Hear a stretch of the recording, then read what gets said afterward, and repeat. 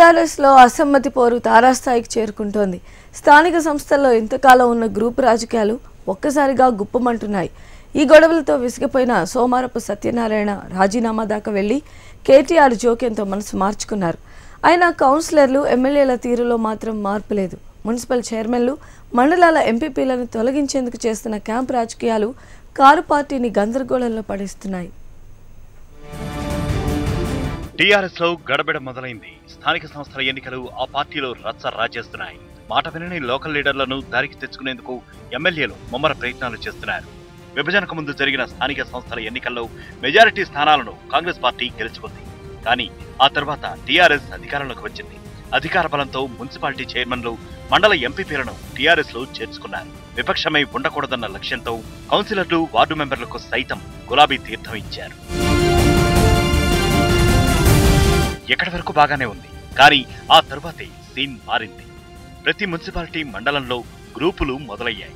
కొందరు టీఆర్ఎస్ కు భయపడి నోరు మూసుకున్నా రాష్ట్ర ప్రభుత్వం నుంచి రావాల్సిన నిధులు రాక అభివృద్ధి కుంటుపడింది. స్థానిక సంస్థలను నిర్వీర్యం చేసేలా ప్రభుత్వం వ్యవహరించింది. కనీసం వార్డుల్లో మంచినీటి కోసం బోర్లు కూడా వేయకుండా ఆంక్షలు విధించింది.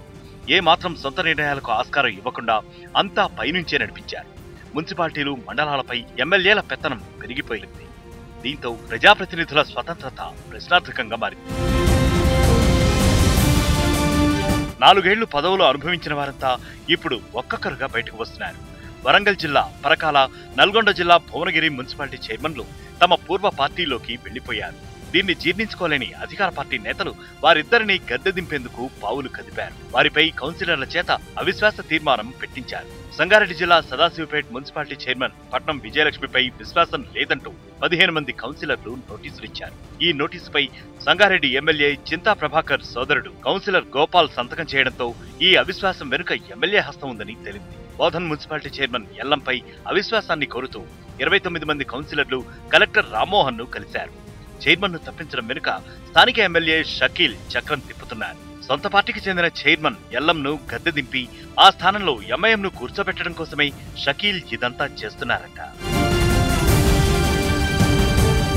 ఇక రామగుండం కార్పొరేషన్ లో టీఆర్ఎస్ వర్గ పోరు భగ్గుమంది. మేయర్ కొంకటి లక్ష్మీనారాయణ, ఎమ్మెల్యే సత్యనారాయణ మధ్య వార్ చివరకు కేటీఆర్ దాకా వెళ్లింది. అయినా ఎవ్వరూ తగ్గడం లేదు. అటు బెల్లంపల్లి, వేములవాడ, హుజూరాబాద్ మున్సిపాలిటీల్లో సేమ్ సీన్. గంగాధర, కదలాపూర్, ఎలిగేడు, మంథని, ముత్తారం ఎంపీపీలపై కూడా అవిశ్వాస తీర్మానాలు పెట్టేందుకు ఎమ్మెల్యేలు రంగంలోకి దిగారు. ఎంపీటీసీలతో క్యాంపులు నిర్వహిస్తున్నారు. ఈ అవిశ్వాసాల పట్ల టీఆర్ఎస్ అధిష్టానం సీరియస్ గా ఉంది. స్వయంగా మంత్రి కేటీఆర్ రంగంలోకి దిగి ఎమ్మెల్యేలు, కౌన్సిలర్లతో చర్చలు జరిపారు. అయినా కౌన్సిలర్లు వెనక్కు తగ్గడం లేదు.